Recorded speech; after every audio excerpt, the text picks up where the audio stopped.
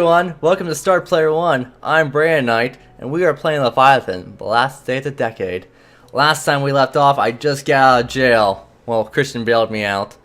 And now, Kale's in prison, Julia is constantly coming after us, trying to get us put behind bars.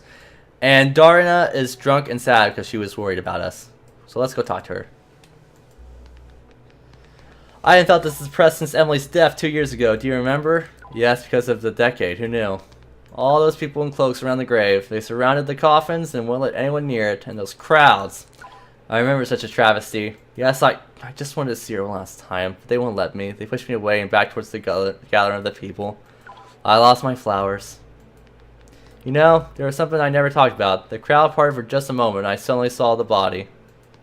Emily's head was terribly swollen. It was withered with pale yellow skin and a bloated, veiny neck. So strange and scary. I then realized I don't want to look at her anymore. My sorrow turned to horror and disgust. I was so ashamed. What had I expected to see? It seemed like I'm getting sober. Another drink should fix that. Looks like I'm all out of money. Could you buy me another? Darina? Oliver, I need it. Can't you understand? No, I think she's had a little too much. Sorry, but no. I'm out of money too. Out of money? Never expected to hear you or say something like that. Soon I'll leave all of this crap behind. Everything will be over when I leave Kroistam. Leave Kroistam? You didn't tell me. I just decided. I was planning to tell you before I left. Where to? It's a secret. Don't worry. I'll write you a letter when I get there.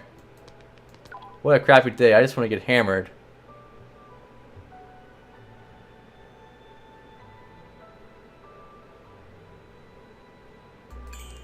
Your family's situation seems to be affecting you. Yes, I never thought about how political failures are bound to be the well-being of a family. It's no wonder that everything began to fall apart. Albus Lautner is dead and the council is no longer under our control. Now Father is forced to bribe the Stillfrays to keep our business safe, but nobody likes the Lautners. Oliver, we are doomed without power. At each candy shop at the Kroistam Market, you know, the one where we ate halva and honey-covered peanuts last fall, it was sold yesterday. I heard my father speaking to one of the Stillfrays. I felt so sorry for him. He was so humiliated, spitting out words of gratitude for the profitable deal. You eavesdropped in your father's conversation? Exactly. What? Don't tell me you never done anything like that before. Oh, I can't say that. And then I don't feel bad about doing it either. Father is so secret and never tells me anything. He thinks I'm stupid, you know. I can see it when I look in his eyes. He also fired Tara. Father says we don't have that kind of money to hire a bodyguard for each family member. I can't believe I called him a kind man. I was silly and selfish. All those presents he gave were just means to hide what kind of person he really was. All those things he done, some of them are enough for me never to see him the same way again. I just realized this. You know, all those thoughts about right and wrong, I didn't care because I had money. And now when I have no money, my conscience awakens. Ha! Is that what the paupers were so proud? So what should I do now? I'm scared to die in poverty. That's the worst way to go.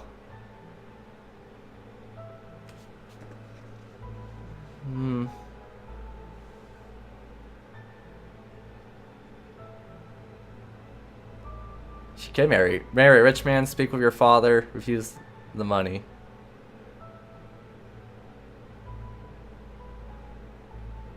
I don't know. What would be a good answer here? You could marry a rich man, go find you a nice husband, and then not have to worry, have someone who can care for you, and you can care for him, vice versa. Speak with your dad, just get your problems out on the table. Or you just refuse the money. Let's say, or you know what, maybe she should refuse the money. Sometimes you gotta face your fears. It's money you lack, why don't you just separate yourself from your family and be free of obligation to them? What? What are you talking about, Oliver? I'm talking about landless aristocrats. Darina, do you remember Gale Wormwood? He sold everything he had and left Kroistam to become one of the greatest scientists. He never cared about fame or money and turned into an outcast hobo living in the academy. Have you seen his grave? He was buried under a stone like a homeless beggar. Think that is a life worth living? And what do you think is a life worth living? A lavish gravestone for you when you're dead? It's not about the gravestone, Oliver. It's about dignity. You'll never understand. Darina pauses. Sorry, I'm just talking too much. I just had to get all that out of my system. So what happened to you recently? Those inquirers. They think they had the right to throw purebloods behind bars.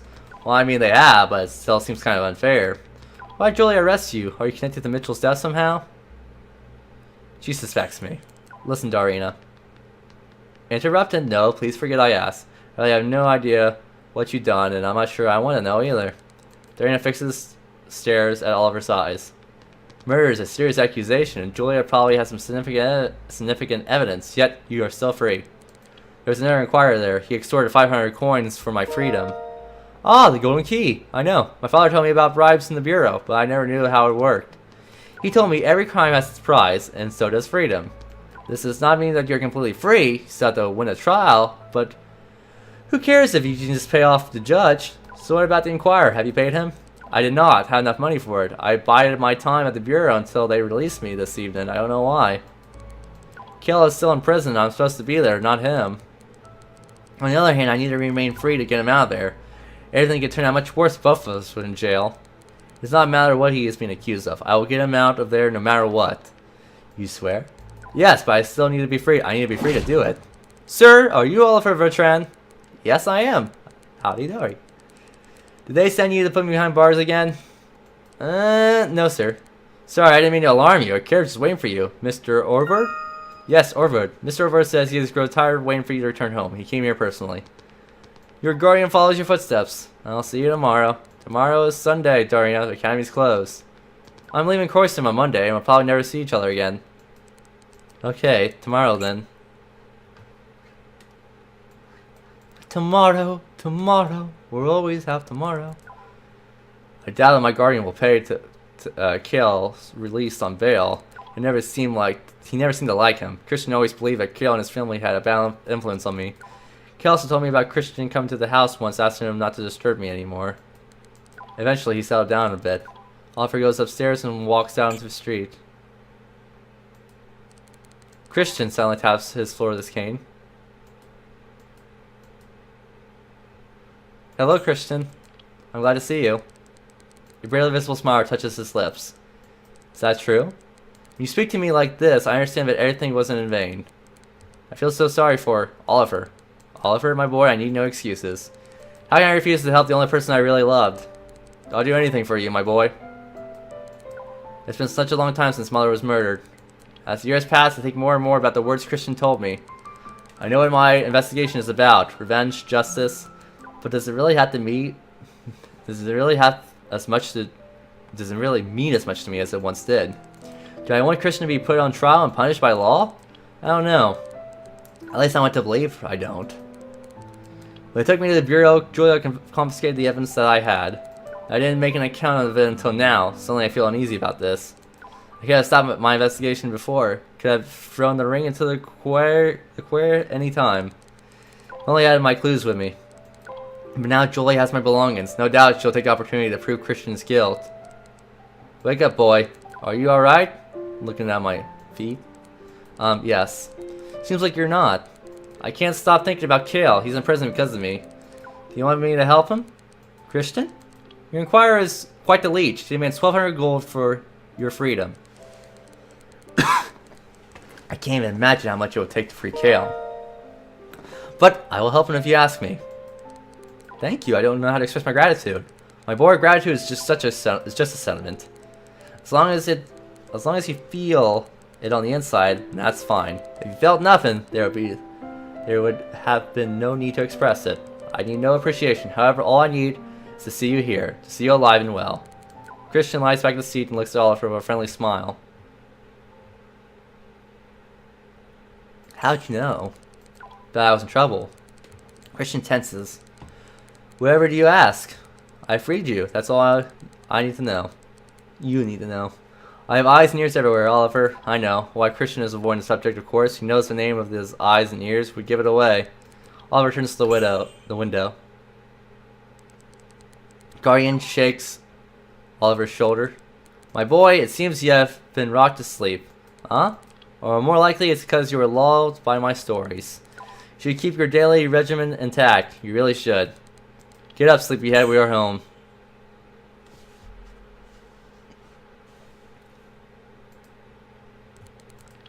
The Vargali hovers above the floor, murmuring a vaguely familiar melody. It looks funny and scary at the same time. Edna, I'm home. Ah! Oh, my sweet master. The walls of your gloomy prison fell aside. You are free again. Oh no, do you want me to bring your dinner to you? Or a cup of hot cocoa? What's up? Any news? Nothing special, sweetie. The city is preparing for the coming holiday. Markets are open day and night. The quays are full of fishing boats. There's something to do here for an honest demon like me. These crazy people go overboard with their screwball holidays. What holiday are you talking about, Edna? Oh, sure, don't you know? Last day of the decade is coming. There will be feasts everywhere and parades on the street. They'll decorate the tower with ribbons and flowers. Nobles ride as characters to the street and throw gold out the window like the old tradition says. What a great day for brats and cripples. Sweetie, maybe we should go to the parade and grab some gold, huh? Gold is gold, isn't it? Everyone will be at the parade, so how about a small break and enter? I know a nice shot to rob. Why are you so quiet, sweetie? Sugar? I know, we need to talk. Uh-oh. My lord, I don't like to see you I don't like to see you like that. Don't look at me like that, my sugar. You're freezing me with your cold gaze. What's wrong?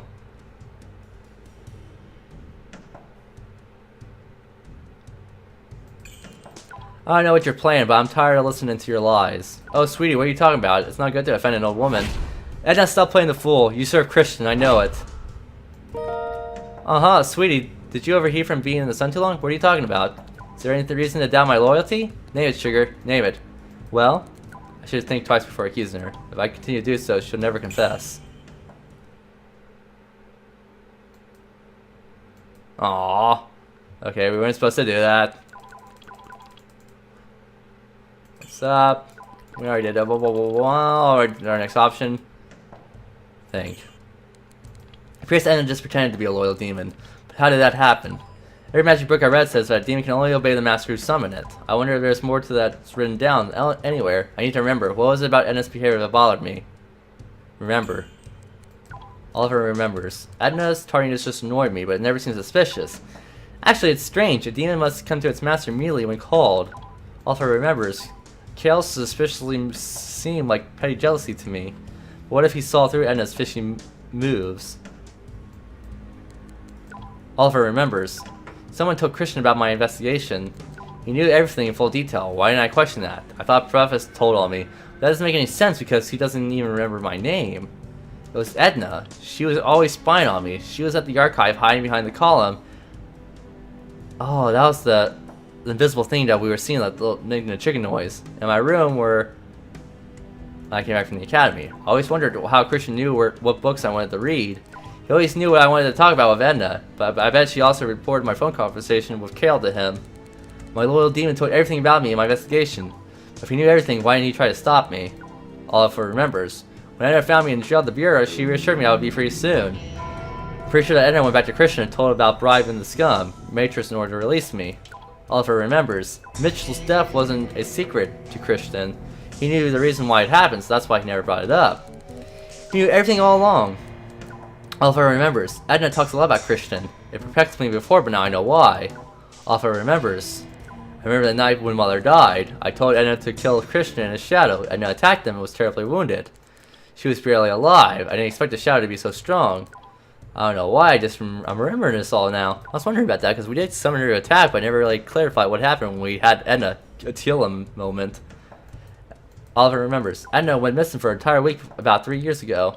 I was arguing with Christian about her. He objected to me having my own demon. Edna flew away to hide from his rage. I was really surprised when she came back a few days later and Christian treated her differently. I think I'm beginning to understand why. Oliver remembers. I can't remember anything else. Now let's compare all the facts.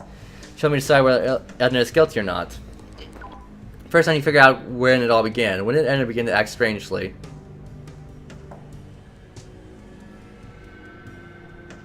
When she went missing. 3 years ago, Edna started to act real strange. When she returned after her disappearance, Christian began to treat her more favorably. Something must have happened in order for this to occur. Why Christian? It's just an assumption, but even though I can't confirm it, a high level conclusion is that Edna now somehow serves him. My redemption was not a coincidence. Christian heard from Edna that my investigation had led me to the archives. Nothing was said of Mitchell either. Obviously, he knew I was innocent and the murder was an accident. Well, now every piece of the puzzle fits. Let's see if the arguments are solid enough to make Edna confess. First, her constant tardiness was summoned. Second, the arrival of Christian at the archive. Third, my redemption. Now I recall everything. Time to have a serious conversation with Edna. Why are you so quiet, Sugar? Your grim face scares me. Don't look at me like that, my Sugar. You're freezing me. Your cold gaze. What's wrong? I don't know what you're playing, but I'm tired of listening to your lies. Oh, sweetie, what are you talking about? It's not good defending a woman. Edna, stop playing the fool. You said Christian, I know it. Christian knew everything about my investigation, so I concluded that somebody told him what I found. He knew about that ring of my mother's. He knew about that incident with the Mitchell, but how? It was you. It could not have been anyone else. At the archives, at the jail, everywhere. Anytime Christian came to help me, you just conveniently happened to be around. Listen, Edna, I know the truth. Now I want to know the reason. My sweetie, I am not your demon anymore, and I cannot serve you as I once did. Christian is my master now. He makes me a spy on you and demands that I tell him everything. I knew that. But how can that be possible, Edna? Is there a way to claim a demon who's already has a master? I never heard that happening before. You know, sweetie, the right is irreversible. That is true. But there is a way to resummon demons by simply killing them. The one who summoned them the second time will become the new master. So how you like your new master, Edna? And it becomes gloomy. It's hard to tell, sweetie. A demon falls in love with their master even if they are questionable.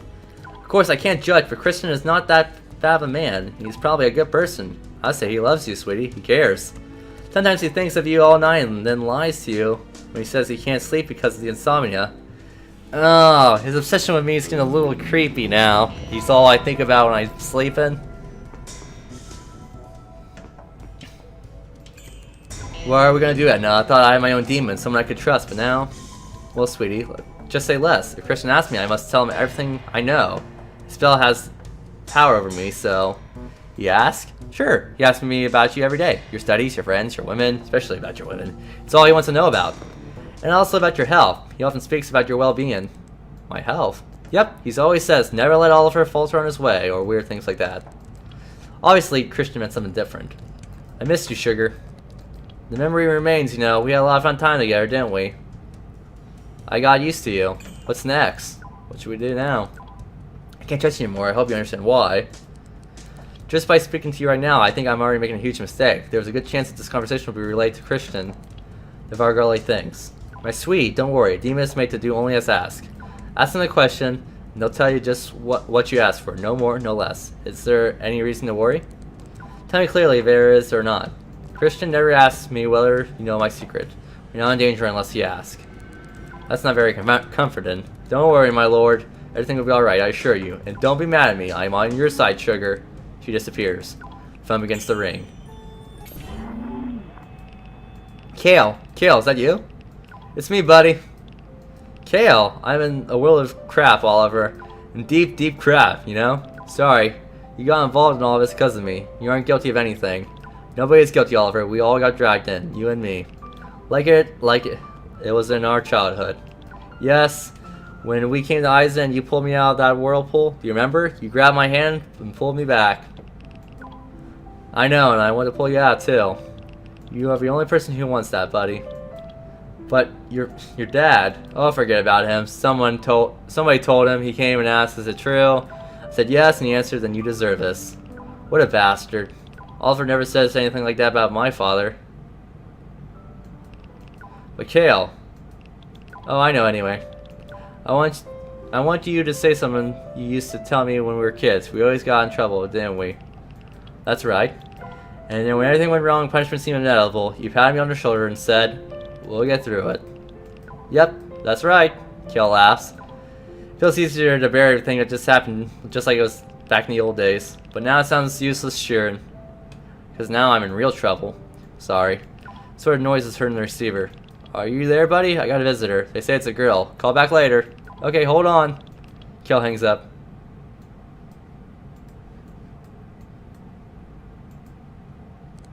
Oliver changes his clothes and lays in the bed. Here, I was thinking yesterday was a really crazy day. Never imagined today would be much worse. Oliver closes his eyes and falls asleep. Oh, Tree, what's going on? You look organy. Now we meet again on the edge of the deepest meaning of humanity. Elevation fills me up. The time draws near. Revelation. Tell me, Tree, is that baby under your Book of Revelation? Can you explain its meaning? Do you know the history of your family, Oliver? Not quite. My grandpa told me about the Vertrans, but I can't barely remember a thing about them. Actually, I asked you a question. Listen. It's an old story, but it's still alive even now. Here under the entangled roots, among the moles and worms, it breathes, it lives. Hunting demons was not the original occupation of the Vertrans. Ages ago, your ancestors were experts in both witchery and farming. A weird combination. The curved blade was placed on the Vertrans coat of arms, but almost no one knows what the symbol is. Is it a scythe? A scythe, not a sword. Years ago, one of the Vertrans women got pregnant and gave birth to a child with ice blue eyes on a cold blue winter night. The father gave him a rare name, Selvik. It means sentence for an early death in ancient language, an unkind evil name, a curse, not a blessing. Nobody would call their beloved child by that name. Your father probably expected the boy to die at an early age, but Selvik survived. He grew up weak and plain, youngster. His mother pitied yet secretly harbored enmity towards him. His father just felt hatred. There were hard times and winters were harder. One day Selvik's mother froze to death in a broken carriage. His father sent Selvik to his brother, who threw his nephew out after 2 months. Selvik had become an outcast and began wandering from home to home, but found no refuge anywhere. No Vertrans wanted to take him, seeing they were all trying to authenticate his cruel name, to kill him with indifference. Finally, Selvik found a camp of demon hunters and joined them. After a few years, the decade started, and the Vertrans were almost extinct, burned to ash in the flames of the decade. Pestilence covered the southwest. Mudblood's clans left their mansions and domains behind and fled north to avoid the plague. They attempted to escape death, but it followed them on the backs of their horses, and plagued bales with belongings and poisoned provisions. The bloody vomit of the disease doomed servants, and blackened coin with the king's face. You know who stopped the epidemic? Demon hunters? No, do you know who stopped the epidemic? Demon hunters. They kept the northern borderlands closed until the last fugitive died of swords and thirst. How symbolic, but they get killed the killers. The rotten flesh husked and peeled loose from their bones. This is a new branch of Vertrans hived off the old kin. You are a descendant of Selvik Vertran, the true ancestor of the family history of glory. I never heard this story before. Maybe you've never heard it again. This is a tale from ancient times, and it seems to have been forgotten about. Looks like the tree has nothing to say anymore. Let me wake up, tree. As you wish. See you again, young Oliver. The tree begins to fade into darkness. I kind of want to know how we were doing morality-wise. Give me more coins and stuff. Huh. It's suspiciously quiet outside today. Oh, that's right, it's Sunday. I wonder what time it is now. Oliver checks his phone. 17 missed calls. Kale? I must have slept so soundly and none of them woke me up. I had to call him back. And we will have to call him back in the next episode. Hope you're enjoying this playlist and this. Like I said, it's the story. I'm constantly just playing episode after episode because it is so addictive, and I want to see what's going to happen. If you're liking what you're seeing, like, comment, and subscribe down below. As always, I'll see you guys in the next Star Player 1 episode. Bye.